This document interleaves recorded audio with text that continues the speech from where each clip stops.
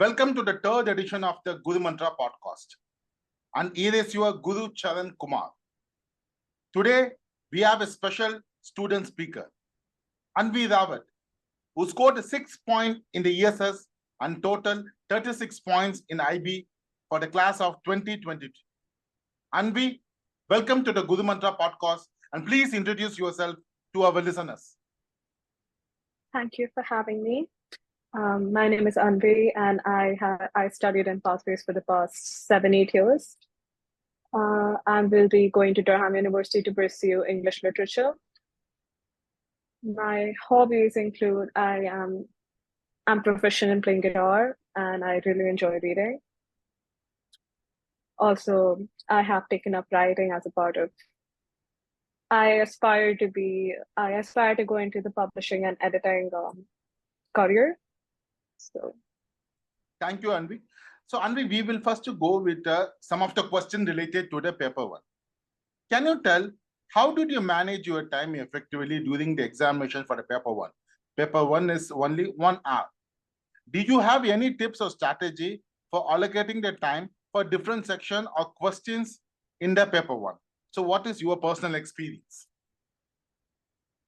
I think the key is to read the resource booklet in the 5 minutes of reading time that everybody gets in the beginning.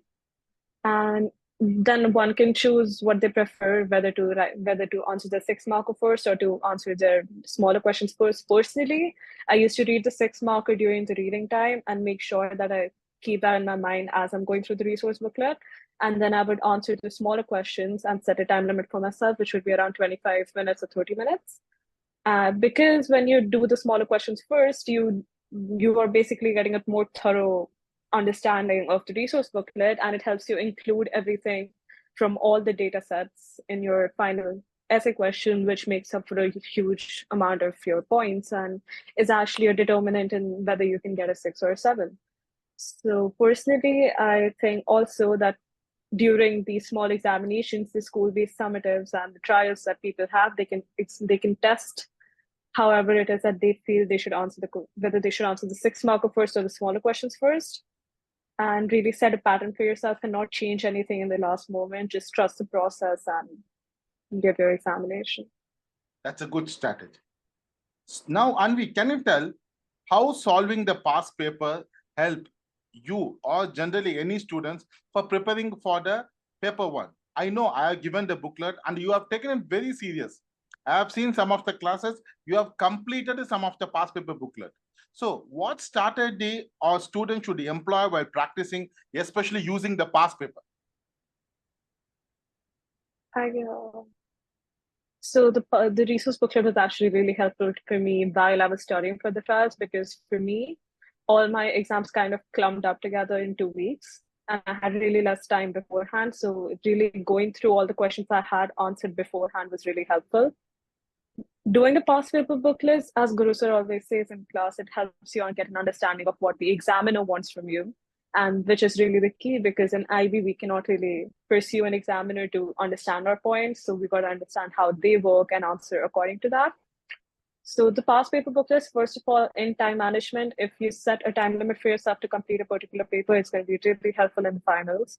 But also it really helps you understand and also predict what kind of questions you can get in your finals, because paper 1 and paper 2 each have very unique patterns, and it's very easy to predict what you can get, which topics can be asked.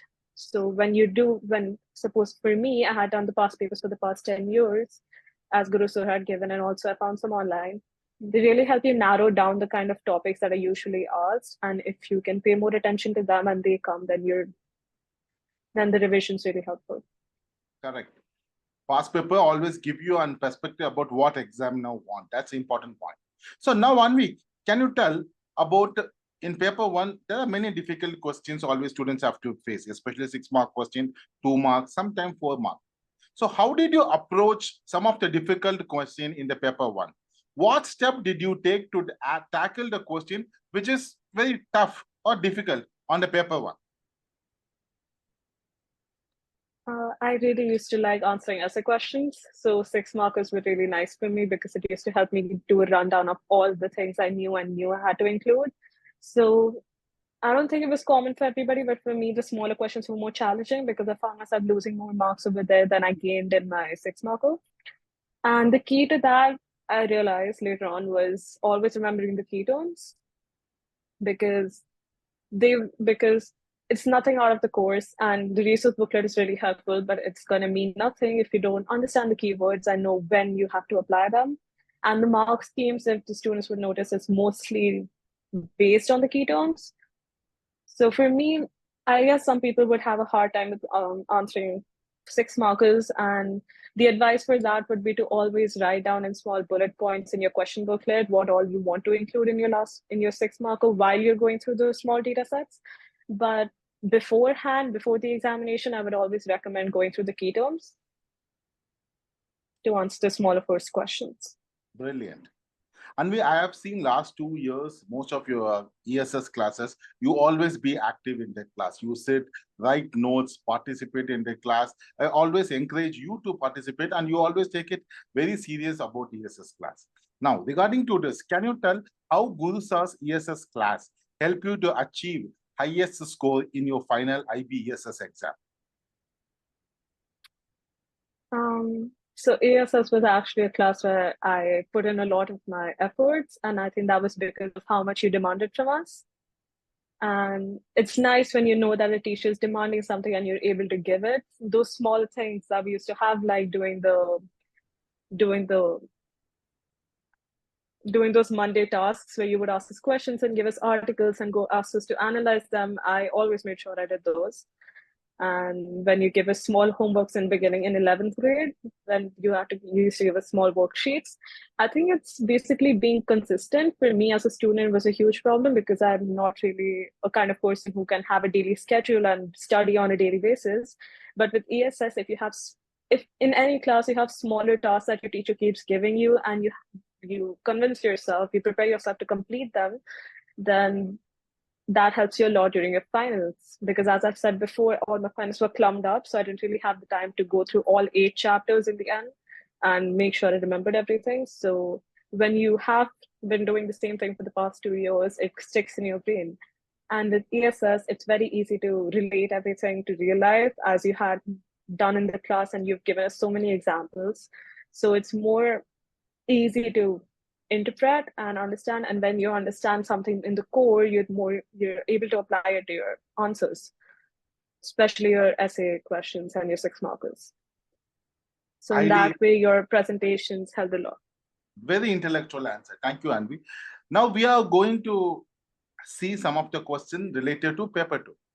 Anvi, I still remember I used to tell to my present grade 11 and 12 student also, your handwriting, I still remember your handwriting plays a very important role to put all your efforts in a fantastic way. I think in our batch, there are only few students have a fantastic handwriting. Your handwriting, I always appreciate. Now, my question is, can you tell in paper 2, what are some effective techniques for handling 5 and 6 marker questions? How can ensure the concise and accurate response, especially 5 and 6 mark questions? What you have done? So again, when it's paper 2 is for 2 hours, and when you have that much of a time, sometimes, especially me, I used to take my time and I used to go really slow, and then I had to cramp up everything in the last 30 to 45 minutes because people don't realize that the reason the paper is for 2 hours is because that's how much content an examiner needs from you. So I think even for paper 1, it's nice that everything is divided into sections, that you can mentally divide it into sections so you can allot yourself a time span to complete each of those sections. For example, in paper 2, we have section A and section B. Personally, as I've said before, I really like the essay questions. So I knew what I had to write in those. And the smaller questions are always more challenging for me because I guess IB prepares you for longer questions more than they prepare you for shorter questions. Yes. So I used to set a timeline for 45 minutes for my section A. And even if I was missing out on a couple of questions, I still used to make sure that I'm skipping past them and I come back.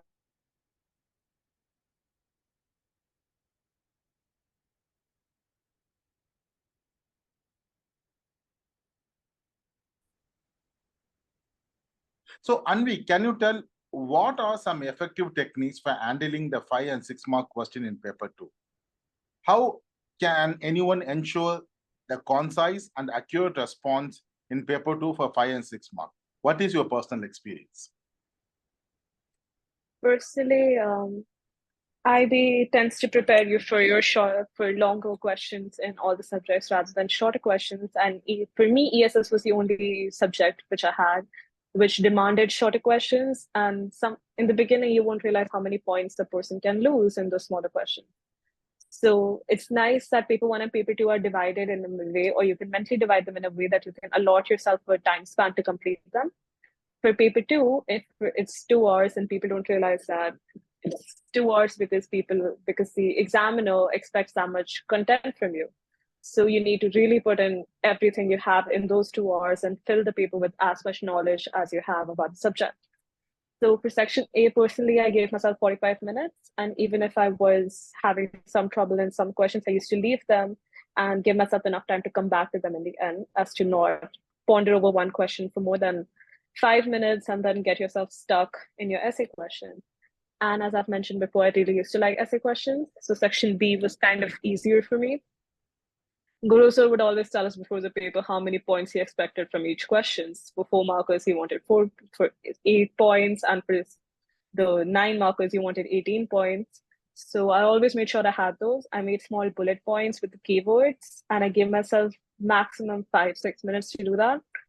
It's easier to choose your essay questions based on the 9 marker, because even if you're unsure about your 4 marker, you can still nail the 9 marker and get a good amount of score. So Good. it's easier when you have all your bullet points down. Yes. So my next question is also related to the 9 mark only. So Anvi, can you tell what strategy would you recommend for effectively structuring in a 9 mark essay question? Because I have seen some of your best answer, you effectively structure a 9 mark question. So from your experience, give me some strategy to structure the 9 mark essay questions.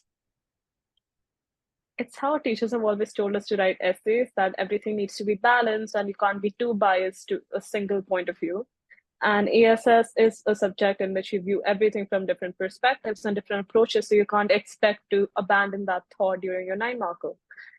Balance is always the key, because even if you cannot be too much in favor of an opinion and you cannot be too against it, you have to make sure that you give a balanced opinion that favors your question. So to get those points, it's a kind of a trick I used. So for the resource booklet you gave us, I noted down the common keywords in all the questions, which was sometimes they'll be regarding eutrophication, or sometimes they'll be regarding pollution, and I would jot down points for that, which I made sure I remembered.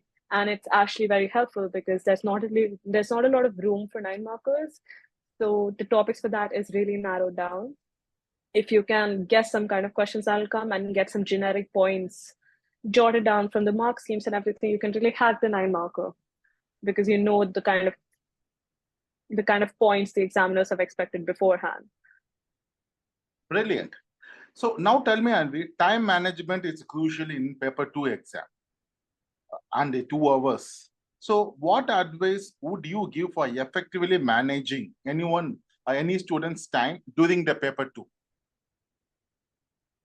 It would be same as paper one. It's doing the past papers and setting a stopwatch or setting a timer to make sure you get it done in that way, and strictly adhering to that, because when you're at home and you're doing it yourself, you can relax a little, but you have to make sure that you put yourself under examination conditions so you can prepare yourself for examination conditions, because you're not going to get a single second more. Invigilators during your finals are not going to let you keep writing, and you can actually risk your papers getting cancelled.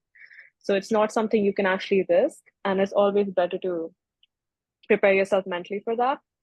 And also allotting time spans in your head for each question. You tend to get a fairer idea of that the more exams you give, and 11th and 12th and trials. So it won't be that difficult. It's just preparing yourself mentally. Wow, that's brilliant. Anvi, I still remember whenever I give any feedback on paper 2, you always take it very serious. From grade 11 to grade 12, I have given so many feedback, but you always come up with that perfect feedback. It is completed and you come up with a different perspective. Now tell me, on the paper 2, how Guru sir feedback in paper 2 help you to score a better marks? As I've said before, paper 2 is it has a lot of content that you can write, that you can include, and it's impossible for a student to cover everything. And with your feedbacks, you always made me realize everything that I had missed during an examination, everything that I could have included. So I always remembered those. I always remember those feedbacks. I tried to incorporate them in my next examination. And you always told me if I did include it or if I failed to include it.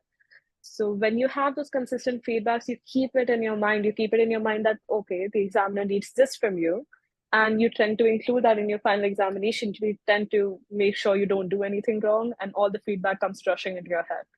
So that's why I would always recommend taking feedback from Guru Sir, paper 1, paper 2, or IA. Thank you, Anvi. Anvi, now we are moving to some of the questions related to ESS IA. Listeners, please note, Anvi IA is one of the best IA for the class of 2023. She has done an IA on Brazil, Amazon rainforest. It's a stupendous IA, and those who want to see it, it is available on the essgurumantra.com. Anvi, please note, your IA is for next 3 years, it will be exemplary IA for many students, because I still remember how many feedback, and I can tell you many PhD candidates also, they cannot do that kind of the quality. So now, Anvi, can you tell what is the important aspect to consider for anyone, any students, before starting the ESSI? Timeline. I would always say it's timeline. I was not very good in my MYP. In my MYP journey, I had digital design as a portfolio, and I was always behind on my deadlines, and it never ended well for me. So I was determined that in DP, I would not do such a thing. For all of my IAs and EE and TOK, I always made sure that I had to stick to the deadlines that the teachers gave us, because there's a reason. The sooner you can give your work, the better feedback, because the more time a teacher can give to your work and the better feedback they can give to you. There's always a reason that deadlines exist. And in ESS, that was the only subject in which our IAs had part by part deadlines. So you expect a criterion A by 1 week, and then the next week you give us time in class to complete the other half. So it wasn't like I was coming back home at 4 and I had to sit down and work on my IA. I could have done that in school too. And if I had a doubt.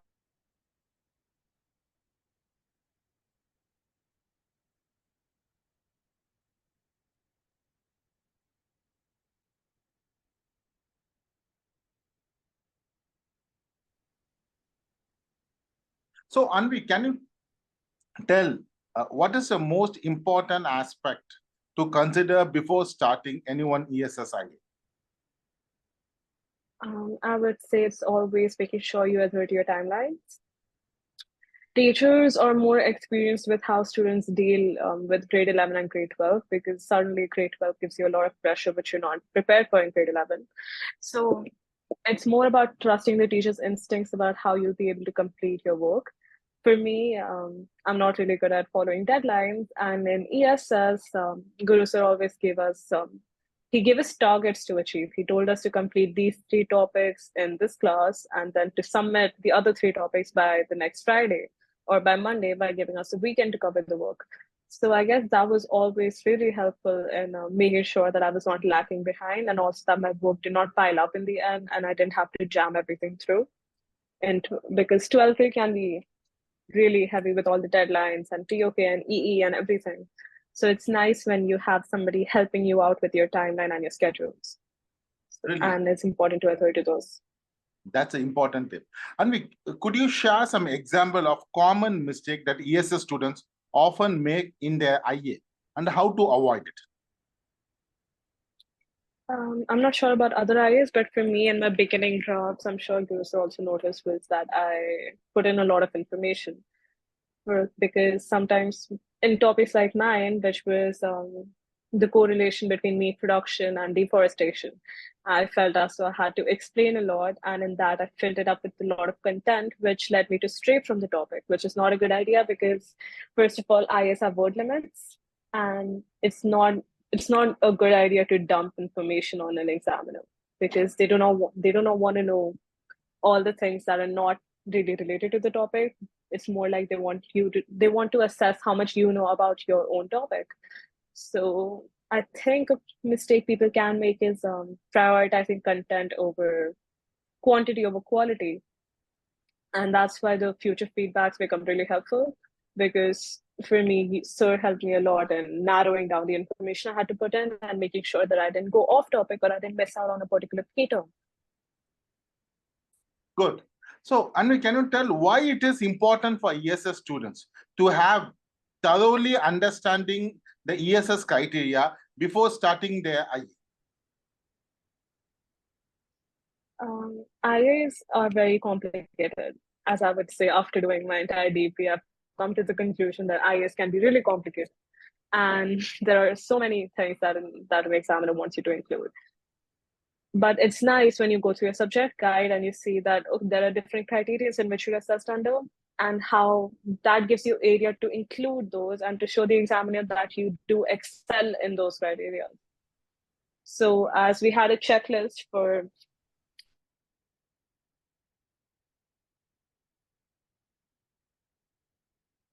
the ESS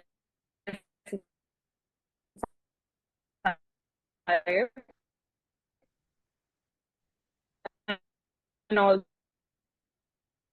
going through the past included can be something that the people will exclude, or internet. Yes, internet. Okay. So, Anvi, why it is important for ESS students to have a thoroughly understand the ESS criteria before they start the ESS IA?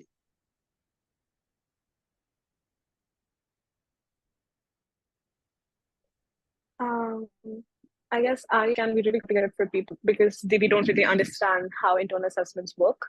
Each person tries to choose the topic, but there are certain things they need to include in the topic. So knowing beforehand that you have to include certain criteria, you have to show an understanding, you have to show how analytical you are, how critically you think. All these things need to be kept in mind while you're choosing a topic to make sure that the topic you choose actually gives you an area to include all of these. Also, there are many instances in which children can forget to include small things, which the examiner is going to look for, which causes them to lose marks. And I always believe that IAs are the best way to ensure that you get good marks in your subjects. So when you have a checklist and you have these criteria, then it's more feasible for a person to actually adhere to those and make sure that they're fulfilling what they are what is demanded by them through the internal assessments. Brilliant. Listeners, please note, Anvi for the ESS IA, she got 7. So, Anvi, getting a ESS IA 7 is not an easy target, and of course, you deserve it. Now, can you tell top 3 tips for any DP students, grade 11 and 12, to score 7 in their ESS IA?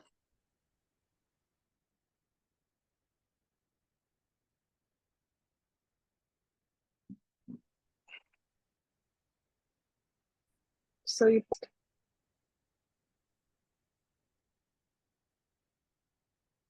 Listeners, please note, Anvi got in a ESS IA 7. Getting a 7 in the ESS IA is not an easy target. I have seen an IA personally. She has put her blood and sweat. So, Anvi, now can you tell top 3 tips to score 7 on the ESS IA? I guess it'll be difficult to narrow it down to 3, but I would say first would be consistency. Always making sure that you are thorough with everything you're doing. You're on time with everything you're doing, and you include all the things that are needed by you. Second would be understanding the topic you choose, because I guess sometimes people don't realize that they are needed to show an understanding of their topics, and they sometimes try to complicate their topics by picking something which seems more complex, so it would get them a better mark.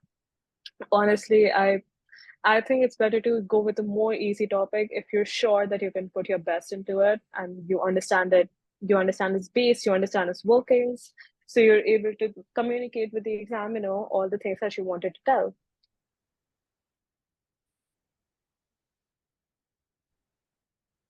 And the last would be IAs, because for me, all the past IAs are on GuruSource website. were really helpful in making sure that the small subtopics that are required by the IA. I would have missed those if I hadn't seen past high scoring IAs. Yeah, so those would be three. Brilliant. So you have mentioned about ESS Guru Mantra. That is my next question. So Anvi, now can you tell me how ESS Guru Mantra website help you to achieve the score in your ESS IA?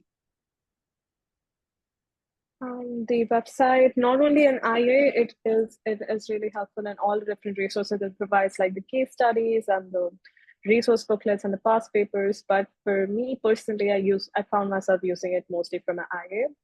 The past IAs are really helpful in two ways. Firstly, I guess it motivated me in a way that I saw my seniors and I saw these past students realistically get really good scores, and that made me think that using the same phenomena, using the same regime, I could also achieve such scores. And also, as I've mentioned before, there are really small subtopics and small things that you might end up missing out if you are attempting to do the IA by yourself. But when you see your past students, your seniors who have included these small things that seem to have made a lot of difference, and also Guru Sir has the marks right next to it along with the feedback. So you can see which were the parts of different IAs that stood out to examiners, and you make sure that you can include them into yours and get a score as good as them. In that way, I guess it's really nice that we don't have to go around searching for different IAs because Guru Sir had put those together for us. Brilliant. And we have a last couple of questions. Now, what is the one factor that makes studying ESS is unique and interesting in comparison to the other DP subject? I had a huge variety. I had a very diverse range of subjects, which I picked them on a random, actually. It wasn't planned. And ESS was one of them. But I guess the thing that stood out to me the most was how easy it was to see the phenomena you read in class and see them in real life. Because as I've said before, it's really easy to apply them into real life because of how much Guru Sir helped us. But also it's complex relationships, right, between environment and between society and between our daily lives. And you can see how relevant it is to the world today. Small topics like resource management and pollution and climate change, all of these, you see them manifesting all around you. And when you can think back to your classroom and you can think, okay, so these are the ways in which it's affecting communities and affecting wildlife and affecting biodiversity. All of those actually made it really intriguing to continue studying ESS and to enhance my knowledge in the subject. That's a brilliant. And I always say to others, you are the silent killer. You always sit silently in the class. Finally, your name is on the toppers list and you got one of the topper in the ESS. So now this question is the last one. Can you tell how different was your journey in ESS than you expected it to be in terms of learning and the expectation from the subject? ESS wasn't the first sciences I chose. I actually chose biology. But during the first week, I realized how it was not meant for me. And I guess I came into ESS with the same mindset that everybody has when they begin ESS, that's going to be easy, that it's going to be easier to get a 7 than the other sciences. But I think that was a misconception. ESS it had more content than I realized. It needed more efforts than I realized. But in the end, I guess why people say that it's easier to get a 7 in ESS is because of how easy, as I've said before, it is to understand the concepts. So I did not anticipate putting in as much effort and as many hours as I did into the subject, but I guess it was actually a rewarding experience, so I don't regret it. Wow. Anvi, it's an amazing conversation with you about your success. And all your experience will be a lesson for many DP and ESS students who want to achieve a high grade like you. Anvi, your final words. I want to express my gratitude to you for inviting me as a guest on your show. I've listened to it during my past videos in IB, so it was really nice being a part of it and sharing my experiences and my insights with you. And I hope it will actually help other students.